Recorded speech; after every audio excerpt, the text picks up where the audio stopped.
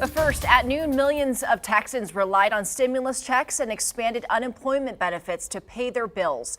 But with the clock run out and lawmakers still working on a new relief package, nonprofits are concerned about filling the massive increase in need. Eyewitness News reporter Erica Zucco reports from a San Antonio food bank distribution today.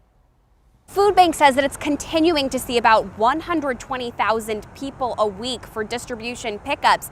That's an increase from about 60,000 people per week before the pandemic began. They're continuing to see that ongoing need. Meanwhile, federal lawmakers have still not reached an agreement on more relief in terms of expanded unemployment benefits or another round of stimulus checks. Their Wells Fargo Drive Up Food Bank program is allowing families to drive up, open their trunks, and get groceries directly in their vehicles. They started at the beginning of July and host them each Tuesday and have so far helped more than 1,533 families with about 133,000 pounds of food.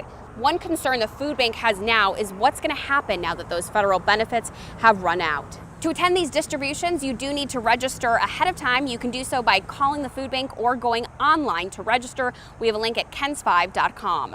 Reporting at Wells Fargo, Erica Zucco, KENS 5 Eyewitness News.